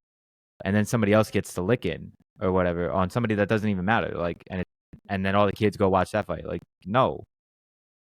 I didn't want this from the start. I didn't want this. It doesn't matter. They've been fucking with each other since he came back. It does matter. I didn't want this from the start. I didn't want Drew to win the money. This is all a chain of effect. This is all a chain of events. This is cause and effect. I didn't want Drew to win the Money in the Bank briefcase. I didn't want Drew to cash in on Damian. I didn't want CM Punk to get involved when Drew was cashing in on Damian. I didn't want Rollins to get screwed over by this. I didn't want Rollins to cross paths with Punk until they're ready to go a one-on-one feud, or they give us a payoff with this one-on-one, keywords one-on-one, Drew versus Punk feud, because they've spent so much time building this, and that's what I want to see. I think they're gonna probably. I mean, that's bad blood for you right there. I'm sorry.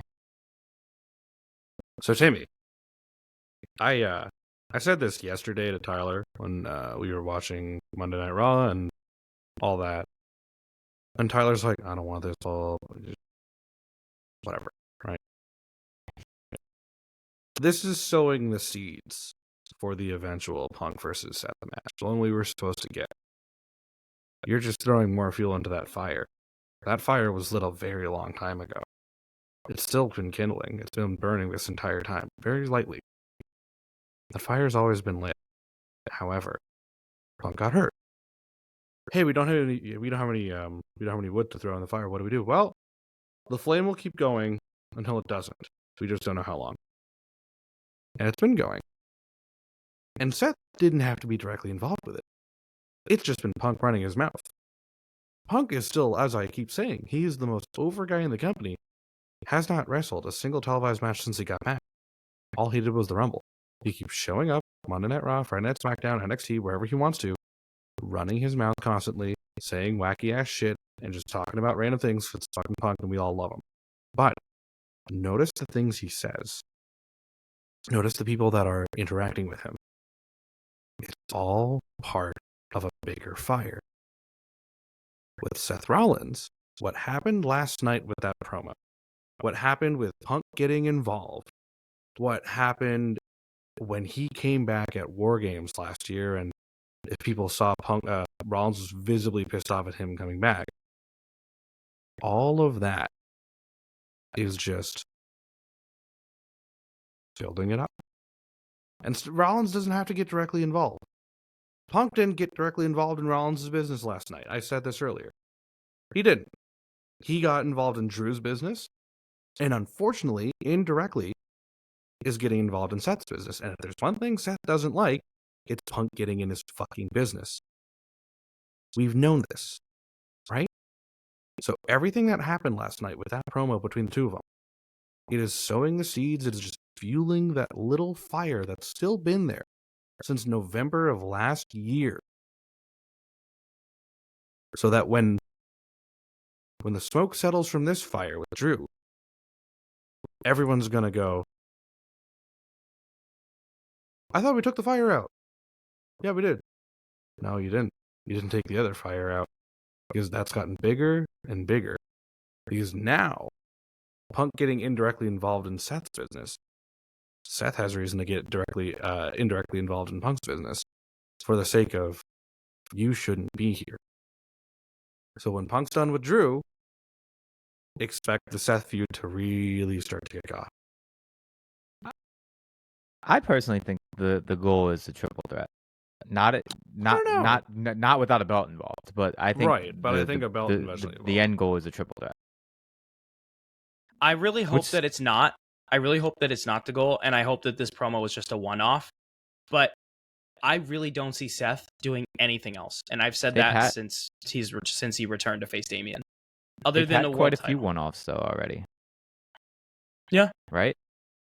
As they in, did like, the one what, like the one-off promos and stuff? Yeah. They did one before Rumble. Yeah. They did one again when Punk got called commentator, and then they did another one again now. So But also, like, another thing too is, I understand wanting to build the eventual Punk Seth feud, but if they spent so much building Punk versus Drew, that should be 100% the focus. I'm sorry, but it just goes to show you, because now I'm not talking about Punk versus Drew now. I'm talking about how Seth shouldn't get involved in this, and that Drew shouldn't have cashed in.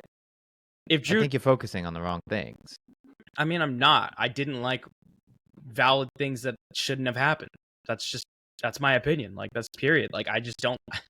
It didn't need it. None of this needed to happen here. None of it. None of this needed to happen. This was all unnecessary. All of it. You could have had a Punk Drew segment on Money in the Bank. You could have had a Punk Drew segment on Raw. You could have had Punk screw Drew at Money in the Bank out of the case. All of this could have been avoided, and I think that's what frustrates me the most.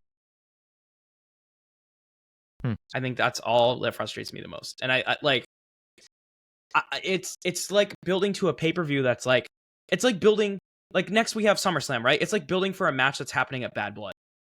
Or no, sorry, Bash in Berlin, because that's the pay-per-view after SummerSlam. I don't care about that. I care about SummerSlam. I want to know what's happening at SummerSlam. I don't care about taking TV time away from feuds happening at SummerSlam to build something for 2 months down the road. That's what the time between those two shows is for. That's why I want the focus to be on on Punk and Drew. So by having Seth involved, it tells me that that's where they're going, is by having Seth get involved. And, like, I understand wanting that triple threat, right? But you've spent months building Drew versus Punk. So let's have Drew versus Punk. Let's do the triple threat, or let's do Seth versus Punk, and then do the triple threat. Like, I know that it's all they're trying to juggle things that they wanted to do, and I respect that. And I know I'm glad they didn't just drop all of this, but we know that they're very good and they're able to just drop a story for a temporary period of time. Have Seth cross paths with Punk backstage real quick, 2 seconds. Just be like, man, like, you're selfish, man. You just have him say everything he said in the ring, but just be like, dude, you are selfish. Like, you are selfish. You screwed me out of this, and you're gonna pay for that. I'm going to make you pay for that. That's all they had to do. But now this whole big theatrical segment in the ring, it just makes me feel like next week Seth's going to get involved in whatever business Drew is going to be in. Because now next week Drew is planned for a segment and Punk's going to be home. Supposedly. That's the story. So I don't know, man. I think that's all I can say about this. So unless y'all have some more to say, I'm cool to move. I'm good. Yeah, let's move. Solid. Wyatt Six had a segment. Not much else to talk about there from, like, a story perspective. It was really fucking cool. Pat was actually there to receive the VHS tape this week from Abby the Witch, so that was cool. And the biggest thing that happened was Adam Pearce went to go into his office after this new tape was played, and he opened the door, and Bo Dallas was there waiting for him. And then he was really dumb. He went in and closed the door. I wouldn't be doing that with everything, all the creepy shit that Bo and the Wyatts have been doing lately, but sure, fair enough. And by the way, Abby the Witch gave Pat the tape after Chad Gable lost to Jey Uso. Because the lights, like, partially went down during the match. So that was cool. Anything there, guys? I'm still on the side of I feel like we're just waiting for more stuff. Yeah. I am still on the side that I don't think Chad's the target. I really want them to kill Chad. Oh. You want them to kill Chad? And then what? Can Chad die? Oh my god. I don't know if that's PG. And then Otis comes and fights. God. And then he comes back to life. God. That'd be fun. It won't be PG much longer. They're going to Netflix. That's true. Yeah. It won't be PG that much longer. Yeah. But then he just got fucking clapped. I don't want them to wrestle. That's my thing. I don't want the Wyatts to wrestle. Because as soon as any Bray Wyatt centric character stepped foot in the ring, it was downhill from there. And I understand that like this is wrestling, right? But like, you think that Adam Pearce sat down with Bo Dallas and Ramblin' Rabbit and Huskus the Pig and Mercy the Buzzard and like negotiated contracts with these people? Fuck no. They're not wrestlers. They're not contracted. They just show up. And I don't see them sitting down for contract negotiations anytime soon. So why do they need to wrestle? You know? Yeah. Maybe you have an unsanctioned match or a cinematic match, but it's tough with cinematic, especially now in the live wrestling. Now that live wrestling is back, but I don't know, man. I don't want them to wrestle. I have no desire. Well, no desire. Here's what you do: have them do their thing. Just keep like attacking people and things. But the thing is, they've only been going after Chad. I want them to go after more people. Like pick more victims. It'd be fun, you know. The Bo Dallas thing was cool. That was sick. Like just I genuinely got goosebumps from it, and I'm like, yeah, that's cool, you know. Like these videotapes that they're doing, and the way they're being filmed, the way they're edited, it gives me such a feeling of like how the Firefly Funhouse was, where like you don't know what's gonna happen. Like you watch it, you kind of have an idea after a little bit. Like after watching enough, like every time to do it, but then like something happens and you're like, oh, fucking hell, run, right? Nice. Yeah, keep him off fucking, like keep him out of the ring. Just let him keep attacking people, let him keep like hurting people. And I do want to say though, like to reiterate my point to try and not beat a dead horse here. I seriously think that Jay is a target of the Wyatts. So here's the thing. From the very beginning when they showed up, what happened? Jay was like, yeet, I'm out. What happened the second time? Yeet, I'm out. What happened? And he not to mention he's been acknowledging the Wyatts. He's been acknowledging them, right? And then what happened last night on Raw? All the lights went. What did Jay do? Looked at the camera, fucking some shit out of like a Looney Tunes cartoon. Yeet, I'm out. He's not running to save himself from immediate danger. He's getting out of the way because I think there's something there that he knows. The Wyatts are actually after him, not Chad. And we may not know until later. I could see that, especially because like the Wyatts are like the Wyatts' main thing is like they're false prophets who benefit at the expense of their own family. Yeah. Who better than Jey Uso? You know, yeah. Jay and the turned whole on thing of like you abandoned your family. Well, Chad didn't. Right. Jay did though. Sorry, yeah, Jay. Exactly, Jay abandoned left he abandoned the bloodline, went to Raw, and now he's a main event guy. He's a false prophet. They're saying that he's not a main eventer, even though he's at that level. They're saying that he's not who he says he is because he abandoned his family. And meanwhile, Chad Gable's been saying, I didn't abandon my family abandoned me. Yeah. Because it's true. Because Otis spoke on behalf of all of them and was like, "We're out of here." And then even after Gable was like, "Listen, guys, I've been going through it. This is scary shit, and it made me realize I fucked up."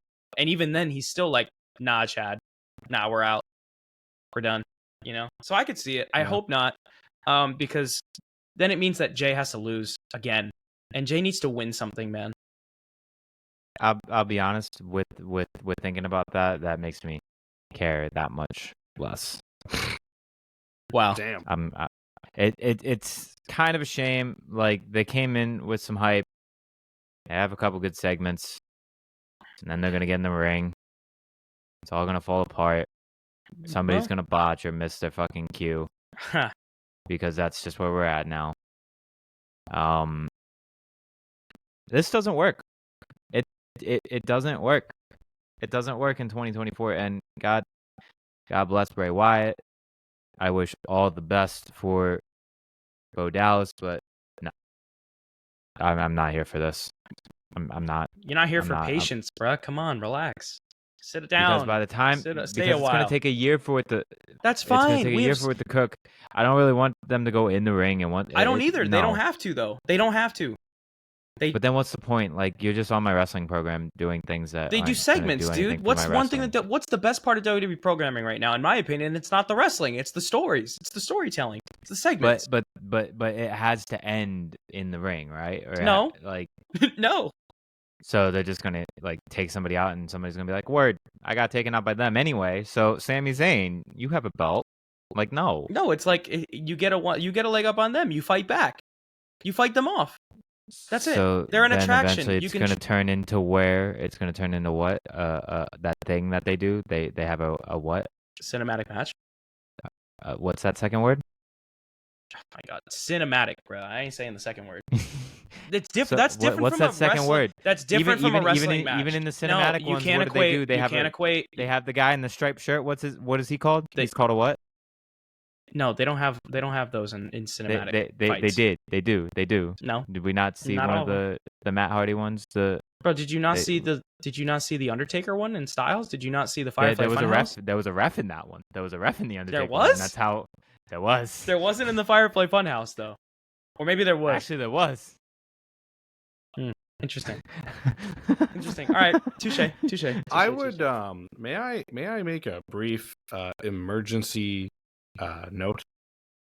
Sure. So NXT is going on right now. Oh, don't spoil it. I haven't watched it yet. Okay, fine, I won't. I know. I heard what happened. I already got spoiled probably. Happy. I know. I'm gonna watch it shortly and maybe throw a camera up and get some reactions in there. We'll see. If anyone would like to join after this podcast, that's filmed. A lot of work, eh? I'm trying. That's all. That's good job, Tyler. Thanks, guys. Plus on your work. Appreciate y'all. God knows I don't have the willpower to do that. I appreciate y'all.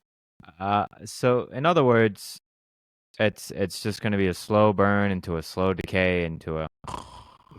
I don't know, dude. I think that you got to let him cook now. We haven't seen an act like this in Triple H's WWE yet, and I think we need to let it play out first. I think we owe it to the man. I think we owe it to the man who built up to the biggest WrestleMania of all time.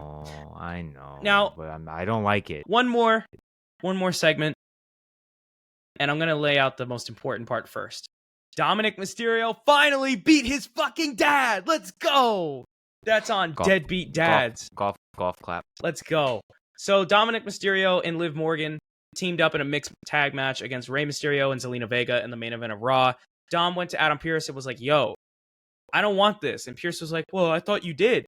And I turned to Yusuf and I said, "Dude, does Adam Pearce not watch his own product?" Dom every week has been like, "I don't want any part of Liv Morgan." So I don't understand where Adam thought he wanted to team with her. Anyway, Liv helps cheat. She like pulls the rope or something, or pulls Ray down. I forget the exact spot, and Ray crotches on the rope. And then Dom pins him for the win. So Dom wins, and he's like, "I finally beat my dad." And then he starts to finally catch some feelings for Liv, and she's like on top of him, and he's about to lean in for a little kiss. And "This is my brutality" hits, and Rhea Ripley comes out, and she's back. This was great. My only wish was that I wish we got to see it in Toronto, but we did not. We've cooked. We have. The meal is here. The meal. Thy name is Rhea. The meal, not to be confused with Emil. Emil, exactly. Thy name is Rhea. Thy name is Rhea. We have cooked pretty well to get to the end. Yeah. So Tim, I have a question, Tim. How did the show close for you, bro? Did you get to watch them walk to the back? Because I heard I'm pretty sure in the States you didn't see that. I watched the segment version. Okay. So I saw them walk to the back. So apparently, from what I understand, and I remember seeing the little Chiron thing, like the little like Raw copyright thing in the splash on the screen before they went off the air early. And from what I understand, I think Raw ended with Dom holding his arms out and Liv walking away from the hug. But they don't show the fact that but in Canada, we got to see that they walk, like Dom was following her up the ramp, like, "Where are you going? Where are you going?" And then they go backstage. So Rhea's back. Dominic is fucked because he finally was about to make a move on Liv, and then she caught him in the act, and he's like, "Hug?" And she said, "No." But Mami, no. Yeah. Yeah. I didn't mean it. Right. Right. So anyway. So Rhea's back and Dom is screwed, and Liv in a Twitter clip was like walking off to the side because Liv got out of there. Rhea came out and Liv was like, "Fuck it, zoom, I'm out." And she hid behind it. It was on the broadcast. Yeah, no, I know that. I'm just saying I was going to the Twitter thing where the video shows her like going backstage behind a curtain, going through it, hiding behind it, and like peeking out, and then turning around and laughing. So it's clear that this was all a plan by Liv, and it worked to perfection. So the Liv Morgan Revenge Tour continues rolling on. It's a setup. So we're ready for the custody match. We're ready for all of it. It's all gonna happen. I've been making that joke all weekend. And Tyler's they'll like that. I'm like it's. So I've learned we've learned we can hang people again. So does that mean we can put Dominic on the pole? Dominic in a shark cage. Yeah. I genuinely think we got it over, brother. Let's go. We're gonna get Dominic in a shark cage. We have. Yeah, I'm down. I'm down. Custody of Dom. Dom on a pole match. Like it should be a women's title match, where also there is a key involved. You win by getting Dominic. No, I mean it's a metaphorical custody of Dominic ladder match. They're not gonna that's literally. No fun. Yes, it is. We have a women's world championship in this match. We can't be devaluing it. About that. Oh my god. I'm here for the bullshit. We're here for the drama. This is wrestling, dude. This is wrestling. Yeah, exactly. It's wrestling. We gotta make our titles matter. Why is it that the men's titles matter, but all of a sudden the women can have a custody match, huh? I caught him. The men's titles matter? Yeah, you were just talking about the Intercontinental title, Sami Zayn building up WrestleMania the World matters. Tag Team titles matter? The WWE Tag Team titles matter now. Okay. Oh yeah, now. To who? Yeah, who? DIY, the new champions. Shout out to Do them. They matter to you? Yeah, that was a great match. They deserved it. But do they matter to you? Yes. They matter more than the World Tag titles, too. They just need to build the tag divisions up more, but they'll get there. Anyway, this is great. Have actual teams in the tag division. Yeah. We went over last time that they actually do have teams. Right. They do. Yeah, well, they did. Now they don't. This is great. They're about to. Rhea is back. We have a direction. Rhea versus Liv at SummerSlam is probably where we're going to go. Dominic should be in a fucking shark cage. The title should be on the line. It's going to be great. Yeah. I'm excited this could for main it. Event. No. This could main event. No, it's not. Well, we know Cody Solo is going to main event. Cody Solo kind of has to, might win. Assuming it's going Gunther might get it. But Cody Solo is going to main event, and Roman's going to come out at the end. That's where we get the Roman return. Oh. It is. Come on. You know it is. That's why you're like, oh. Because I'm upset because I won't be there. I'll be there 2 days later. You're going to be in Cleveland 2 days later? Well, no, I'll be at Raw 2 days later. Oh, I see. Where's Raw that week? And he won't be there either because it's Raw. Is Raw in Baltimore that day? That's Baltimore? Oh, that's when he's like, oh, you know what? I actually might be able to make it for that. Dead. I will let you know. Well, with that being said, that covers the current events portion of this show. Let's get into the best in wrestling, and I would love to go first because capping off this awesome weekend of shows was an NXT title match and a fatal four-way. Trick Williams defended the belt against Javon Evans, Shawn Spears, and Ethan Page, all ego. And as much as I would love to put the full match up as my best in wrestling because it was fucking incredible, and Javon Evans in particular, fucking incredible, dude's bouncy. Dude fucking flew, man. Dude almost touched the scoreboard like twice, I swear. But I gotta go with the fact that all ego, my twin, my boy, Ethan Page, is your new NXT champion. It was phenomenal. The wrestling was great. The finish was executed to perfection.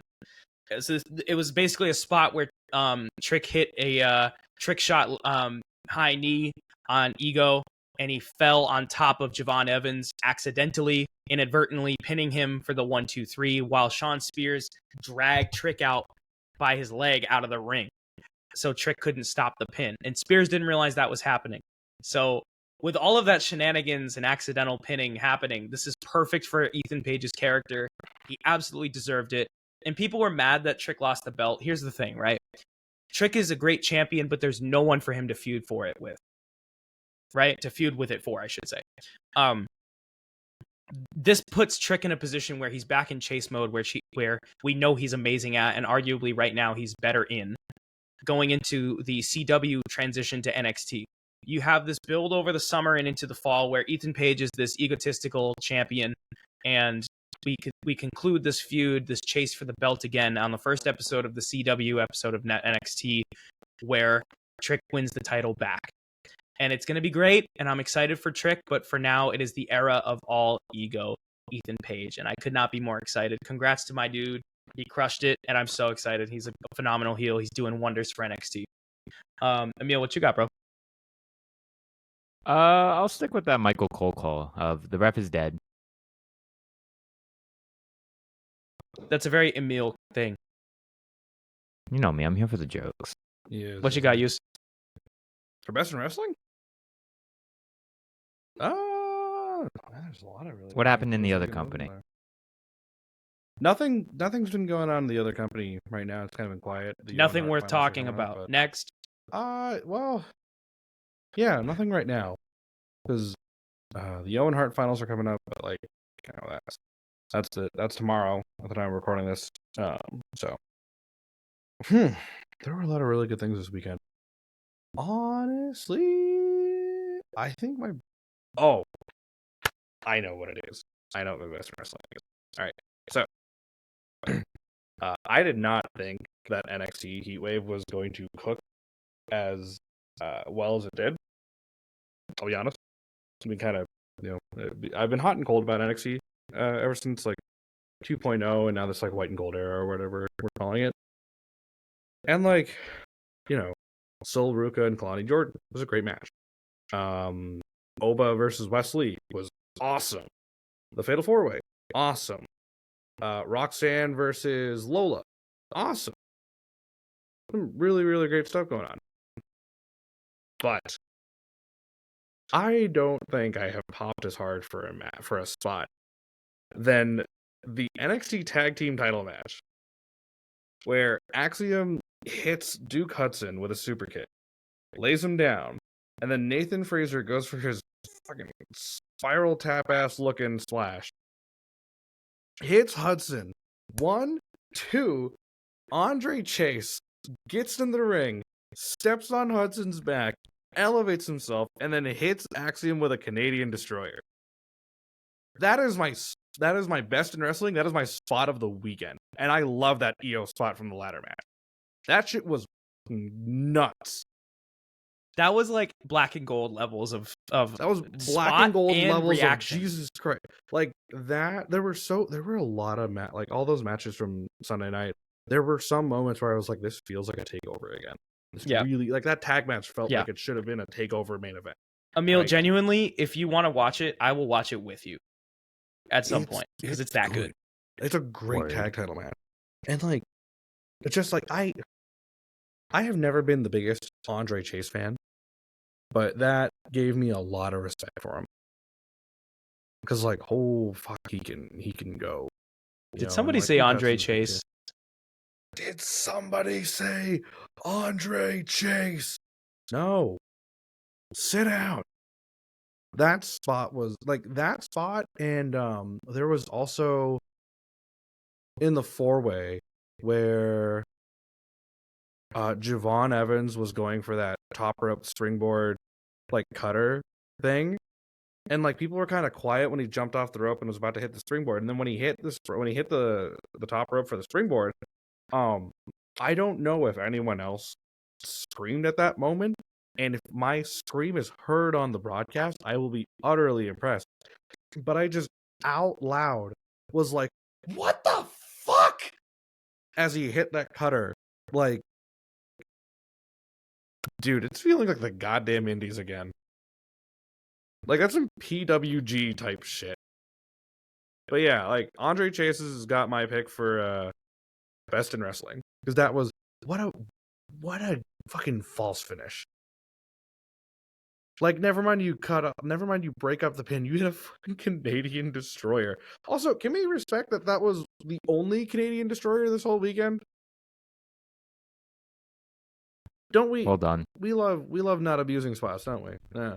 But yeah, that's my best in wrestling. Hell yeah. That's a good one to end on. I wish we got more time to talk about NXT, but it's all good. Maybe I'll work it in at some point. I doubt it. I'm already working to the bone here.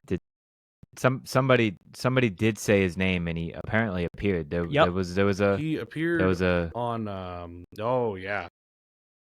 okay. So fun That's all. fact, No more. we didn't see it in the arena. It was only on the broadcast, and I think was that's only for on the good broadcast. reason We because didn't if see they it in showed the it in the arena and he wasn't there, we probably would have booed. So There would have been a riot. Fair enough. yeah, I was mad in the moment, but then after thinking about it, I was like, good idea. But they're saying his name, And he's And appearing. He will appear. I think he could be going for Paige, but we'll see where it goes. He could go for Oba, but I doubt it.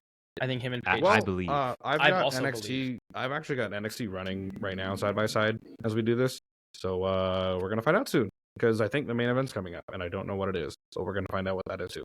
Hell yeah, I might tune in live and then jump back to the beginning and maybe go on TikTok live when we do it. Who knows? I don't know.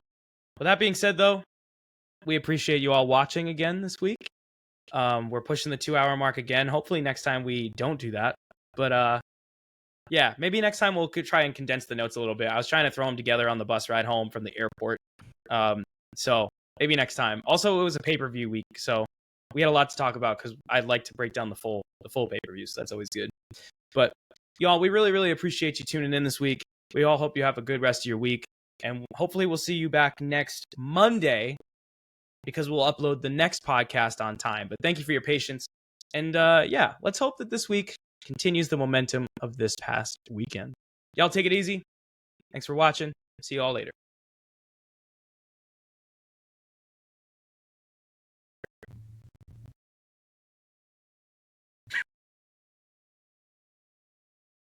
Falco Taco. Yeah, he's got to end the recording. Hopefully. Word. Yeah, I'm just going to sit and wait till he comes back to end it. I believe ended the in podcast. Joe Hendry. That's okay. I believe in Joe Hendry.